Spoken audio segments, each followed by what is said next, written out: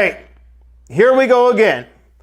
A plaster on my happy face so I can make it through one more episode of Everything is Going to Hell and It's the End of the World as We Know It. My friends, it is a smoke-infested hellhole outside here in Western Canada. We got an orange haze in the sky. British Columbia is burning down. Extraordinary wildfire activity this year, unprecedented on a scale never before seen in North America. Nothing short of apocalyptic. Couldn't have seen it coming, could we? Unless you watch this channel for many years. Now, that's the least of our problems right now. British Columbia about to go up in smoke like a pack of cigarettes because just one day after NATO in their infinite wisdom decided to grant Ukraine F-16s and probably the mercenary pilots to fly them, Joe Biden decided to send 3,000 U.S. reserves to the eastern flank. That's what NATO calls it, the eastern flank. There's only one flank, and that's Russia. Okay, NATO only has one enemy, and it's Russia. Well, two if you count China, and soon to be the NATO alliance is about to spread to New Zealand, Australia, Japan, and South Korea. Anyways, these 3,000 reservists, of course, are going to be part of the 300 to 400,000 strong force that is going to be on a constant state of readiness there as a result of the coming World War. We also have Canada, who's going to be sending 1,200 troops to Latvia to keep them company. I'm telling you guys, the shizzy is hitting the fizzy. We got a lot of nuclear news to talk to you about today. We got the Wagners sending hints that World War III is coming, just weird, esoteric messaging. But let's just show you this diagram to put it in perspective, all right? This is the progression of events right now. This is called mission creep. It started off with small arms. Then before this war started, an acquaintance of mine started sending me messages saying, you know what? They're getting me to fly Stingers and Javelins in obscene amounts to Ukraine. I think a war is going to start. That's how we knew that the war was going to start. Then they started sending in HIMARS, then Patriots, then Bradleys, then Leopards, then Abrams, not in this specific order. The Abrams haven't got there yet. They're going to get there soon. Storm Shadow missiles, Scalp cruise missiles, depleted uranium, cluster munitions, S-16s, and a partridge in a pear tree. But what's next, you might add? What is next is the question. If you think it's going to end there, you're stupid. And you should just take up a new hobby. Is it going to be more advanced fighter craft? Is it going to be bombers even? Is it going to be long-range weapon systems? Is it going to be even longer-range weapon systems? Is it going to be warships? Is it going to be nuclear weapons? Some of those nice B-61 dial-a-yield nukes. All U.S. tactical nukes are dial-a-yield, so they can go from 0.3 kilotons all the way up to like 200 kilotons, possibly 300. I can't remember the exact number. So when they see those F-16s on the radar, understand what Lavrov said yesterday. He was abundantly clear in his messaging. When we see the F-16, we are not going to discern whether or not the sortie it's flying is a nuclear one, because we must interpret that the F-16s that are capable of deploying these B-61 bombs are carrying those nuclear weapons. Whether they are or not, our nuclear forces are going to be on a heightened state of readiness as a result of every F-16 sortie that gets flown. So we know that we got till autumn before things get very, very interesting. It's going to get interesting for a variety of other reasons because the strategic oil reserve is still being depleted. They're promising, oh, don't worry, we're going to buy 6 million barrels or something like that. Not even going to put a dent. That thing is going to sink like a stone if the shit hits the fan this autumn, and that means inflation is about to skyrocket. The US dollar is currently tanking. I got a bunch of charts that I got to show you guys today. Man, is there a lot going on. It's good that we have this timeline to prepare for, because come autumn, here's what's going to happen. According to Seymour Hersh, today he said that he believes that he has intelligence, and this is a man who has many resources and acquaintances and knows people in high places. He says that Russia is planning on doing their own counter to the counteroffensive, and that is going to start sometime in August. Is it going to happen that we are going to see F-16 enter the space sooner And piloting these F-16s are either going to be Ukrainians that have been training in secret for some time now, or mercenaries, retired NATO pilots wearing Ukrainian insignia. It's quite possible they got them running around the country as is. It's everybody knows that there's mercenaries there. There's American speakers there. There's people from the UK. They've been taken prisoner, yada, yada, yada. It's no secret. What's the difference? Whether they're holding a rifle or they're in a cockpit. There really isn't a difference, I don't think. So come August, September, October, these are going to be critical months for the possibility of a massive escalation of this conflict, because for the first time ever, F-16s are going to be going up against Russian missile defense systems. Now, it may have happened in some capacity in Syria, but I don't think so. It may have happened in some capacity in Iran, not in some actual engagement capacity, but in which F-16s or NATO jets came across their radars or within range. It may have happened in Iraq back during the Iraq War. I don't know if they had Soviet defense systems or not. Regardless, there's going to be a lot of firsts on the horizon. And the simple fact that Russia will interpret these F-16 missions as potentially nuclear ones, and thus triggering their nuclear forces to go on high alert, is very significant, because many people have already forgotten about the nuclear power plant stuff. That's still an issue. Okay, that's still there. That's in the only place, as far as I can see, where the Russian defenses are null and void. As you can see by this map, I mean, you'd have to be suicidal to attempt anything in this direction. That's not going to stop them from doing it. But if you look at the map in here, this is where the nuclear power plant is. It's also where the least amount of defenses are. Now, as you can see, the water levels are quite low in that region. So they could foreseeably try to make a run at it across this region, even though there's still water there, and it's actually a much larger distance than you think. This is a long river, so that's about a few miles anyways, probably 10 miles at one of the larger gaps. But if the water level's low, maybe they're amassing pontoon bridges in secret somewhere. You just don't know what they're up to, okay? But either way, come autumn, you're going to see a Russian counter offensive. Possibly F-16s are going to be delivered sooner than later. Look, they announced cluster munitions, and then they were literally there the next day bombing Russian positions, according to Medvedev. And now they're already openly there, so we know they're there. So if they're saying that they're going to do something, chances are it's already there, and they just haven't unveiled it yet. Because why would you there's no need to be strategic about it. There's no need at this point in time for NATO to telegraph what they're going to do and when they're going to send it. It would just be stupid to do that. So you would assume that what they're saying is always there's a lag of maybe a few weeks, if not a few months, in terms of what they're telling us. So they're already probably getting ready for the F-35s and the longer range missile systems, and for all we know, even the nuclear weapons. Because the shit that's going down today with nuclear power plants is crazy. Now get a load of this. 2 days ago, I talked about how there was a Storm Shadow missile intercepted, according to the Russians now, so take it with a grain of salt, that was bound for a nuclear power plant within Russia. I think it was actually 3 or 4 days ago now.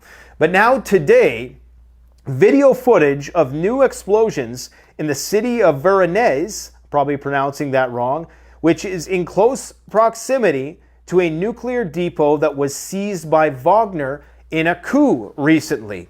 Now, there's mixed opinions about whether or not they were actually able to seize the facility, and even if they were able to seize it, were they able to acquire nuclear weapons is the question. And even if they were to acquire nuclear weapons, how would you conceal that? Because nuclear weapons aren't exactly small and easy to hide. And how would you detonate them? You need certain codes and trigger mechanisms and things that not the average, even a group like the Wagner, with all of their specialists, would not be able to deploy.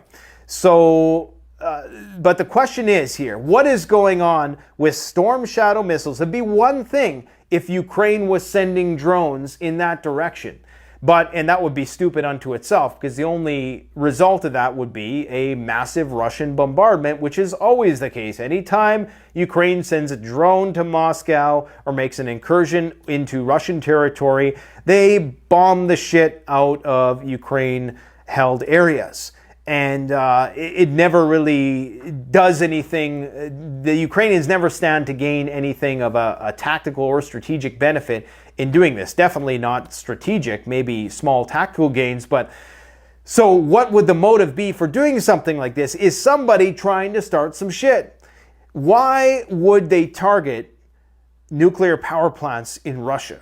Russia is not short on energy. In fact, they got abundance of energy in Russia. If there's anything that's cheap in Russia, it is energy. So there's no sense targeting the nuclear power plants unless you're trying to provoke a response. Now, the fact that they were using British Storm Shadow missiles, implicated in that would be some British specialist on the other end providing information, providing coordinates, targeting, assisting in some capacity in the firing of these missiles, you would presume.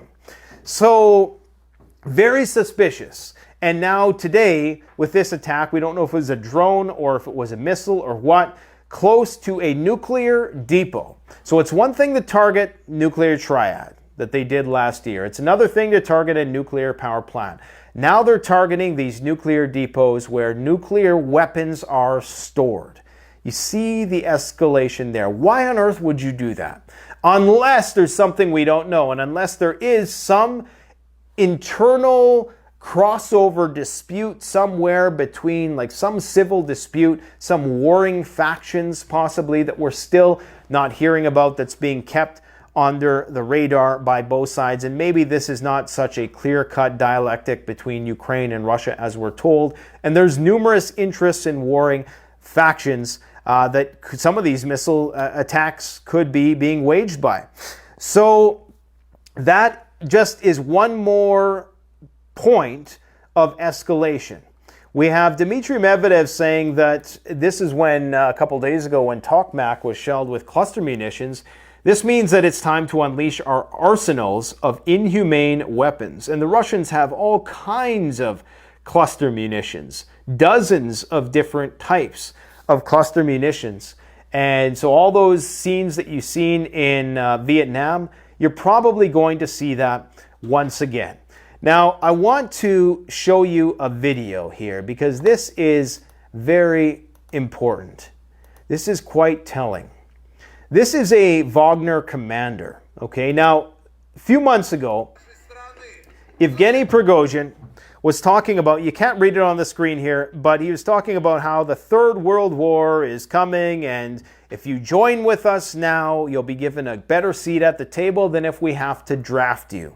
He's always been talking about the world war that is coming. Now, one of his commanders gave this very cryptic message today. And I'm going to read it. I might have to slow it down a bit for you guys. It's all subtitles anyways, but I'll read it for you. He says, "Good day, everyone. I'm Field Commander of the PMC Wagner, call sign Berserk. We are located in the brotherly Belarus." So they're in Belarus. We have confirmation from Wagner that they're in Belarus. On behalf of the Field Commanders Council, I'd like to tell everyone who lost their spirit that this is all just the beginning. Our March for Justice showed a lot of interesting things. Without saying directly, I'll only mention. Now understand, this guy is in Russian vassal state Belarus saying this. A lot of people are interpreting this as meaning a sign of some Russian civil unrest. I'll just let him finish, but don't take it so literally. Here's what he says. That certain units of the MOD that were allegedly stuck in traffic did arrive in the end to Rostov. So Rostov was that area that the Wagner had basically commandeered. They took over the military headquarters there, and the Chechens were en route outside of Rostov ready to engage Wagner. Now he's saying that there were military units of the Ministry of Defense that allegedly did arrive, and they had some sort of negotiation, apparently, so he says. And then he goes on to say, In the first minutes, their commander, a very decent officer, found dialogue with our Ratibor. I'm not sure what that means. We arrived at very interesting conclusions which eliminate some of our previous arguments. Okay? Thus you should know that there are like-minded people among your loyal footmen. Together we are strong. So I'm happy to please many of our supporters. Friends, it's all just the beginning. PMC Wagner and its path is far from over. We're ready for global events and turmoils. We're ready for global events and turmoils that the country and we are waiting for. Thanks to all who supported us and for being with us. Now, a lot of people are interpreting this as the theatric of Wagner is about to try to take over the Russian government again. But I think what he's hinting at here is the two factions that are fighting within the Russian government are the hawks and the doves. The doves are Team Putin, who want to go soft and prosecute this war softly. But there's also appears to be this other faction who wants to start some shit, who wants to utilize nuclear weapons, or who wants to go full on, declare war, maybe not declare it, but wage total war against Ukraine. I think that's what he's hinting at. What is he saying, guys? What is your interpretation? You can go watch this video on Twitter. I'll give you the name of the poster here. It is Dmitry. I believe this guy is typically a very pro-Ukraine account. And DMITRI. And what is your interpretation of this? We're ready for global events and turmoils, and that our path is far from over. The country that we in the country are waiting for. Something is strange about those statements. Okay? They are preparing for something big. We keep hearing this from people in the Wagner organization who typically are quite ostentatious and not at all tight-lipped about the plans, unless that's all just for show, but they tend to blab a lot. Are they telling us what's coming? I mean, we can see with our own eyes, with the mission creep, with the sending of troops today, just one day after the commitment of F-16s, that something is about to happen. That's something, I think we all know what it is, that war is coming to NATO. Now, Poland is apparently building express routes towards the Suwalki Gap. Okay, now the Suwalki Gap is what is the area in between. Let me see if I can find a better map to show you this. The Suwalki Gap is the area in between, Belarus and Kaliningrad. Okay, so this is a good map. So this is Belarus right here, this country, and this is the Suwalki Gap, okay? So this is where goods transit or have transited historically, now it's quite restricted, to Kaliningrad, this exclave of Russia.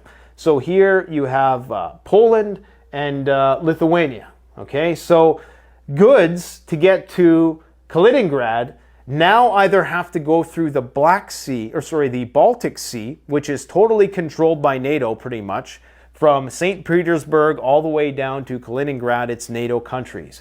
Or it has to fly in there over NATO airspace, or it has to transit this Suwalki Gap. Now, apparently what Poland is planning on doing, they already have HIMARS set up here, I believe, but they're planning on building another corridor that's going to go into this region in such case that there's a military emergency.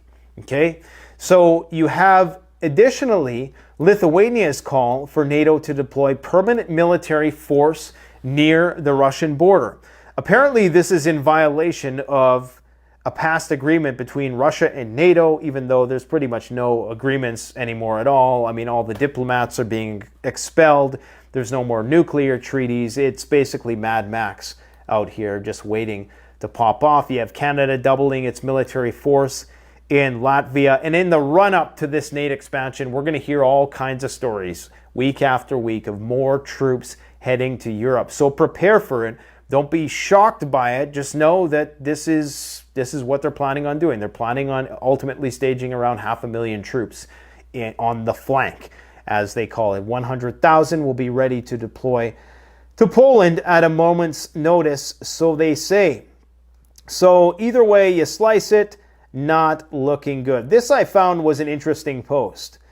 And they're making the comparison, why can't they accept Ukraine into NATO when they accepted, you know how they have all these parameters, you gotta fulfill all these criteria, you can't be at war, you have to have a democratic economy, blah, blah, blah. Well, this sarcastic post is comparing the integration of Germany.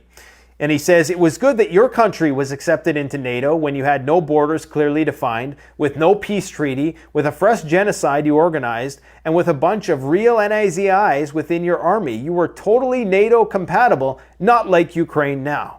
Now, we all know why it's not tactically useful for NATO to integrate Ukraine now. And as I've talked about, don't be deceived. Ukraine is NATO, effectively. The only thing propping Ukraine up is NATO. In fact, I would argue that NATO needs Ukraine more than Ukraine needs NATO.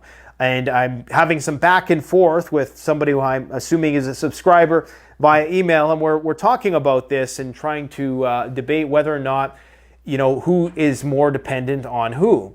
Because Ukraine and all of their commanders who have all of this incredible military experience on the front in high-intensity, modern 21st century combined arms warfare that no other NATO country has. And I've talked about the Machiavellian ploy that NATO is playing here in order to keep Ukraine at a manageable level of weakness. Because what would happen if Ukraine just decided to turn around and go in the other direction and join Russia? I mean, it's not, anything can happen in these conflicts.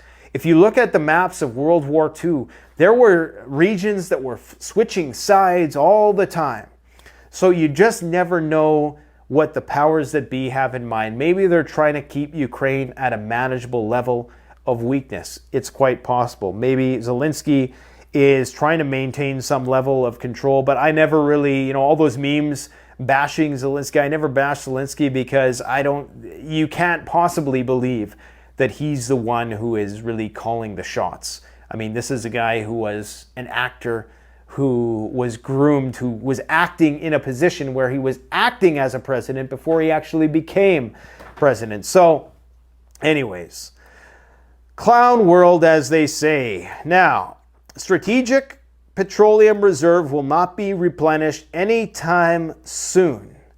They wanted to replenish it at $62 to $72 a barrel. Oil is now going up once again because the US dollar is tanking. I believe the US dollar and the USD index is down below 100 now. It's at 99.77.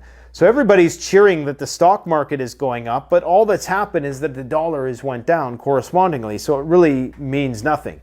These prices of gold going up and Bitcoin going up and all this stuff, it means nothing because by and large, the dollar has went down. So you need more dollars to account for the value of a thing. But U.S. strategic petroleum reserve stocks still plummeting at near record lows, at least since the 80s. And it's not looking good because we're using a lot more oil than we did in the 80s. That's for sure. And the good old Schiller PE ratio constantly reminds us of how overvalued the markets are.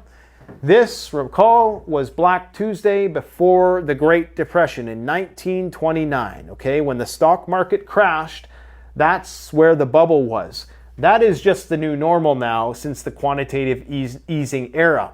This is why oftentimes they'll disregard the first 50 years of the PE ratio and they'll talk about post-1980 PE ratios average, which is much higher. But the actual average for the PE ratio is somewhere in the neighborhood of 14, 15, and we are currently at 31. Okay, we are higher than it was before the Great Depression, which means that things are going to start crashing soon. Whether it is housing, which is definitely going to crash here. I mean, it's impossible to live in a big city in Canada. And it's only a matter of time before the immigrants who come here start acting out in ways like they are in France, not only as a result of the increased austerity and the increased militarization of police, just the inability, I should say, to feed yourself. I mean, you cannot afford a house in Toronto, like a run-of-the-mill middle-class home, unless you make $250,000 a year. You can't afford a mortgage. It's just too expensive. So the bubble's about to burst across the board. There's no doubt about that. It's a great time to continue to invest in precious metals and just keep a good diversified portfolio, I do believe. Now, some more Clown World stuff for you guys. I mean, this is... You got to ask yourself, like, you know, you look at the barcode and the www dot and the XXX and all of the Pythagorean numerology and all that stuff. You guys know I'm not a tinfoil guy. I'm an empiricist. But sometimes I look at these things and I'm like, are they trying to be provocative here? This is the new Meta symbol, okay? The symbol for the new Twitter competitor.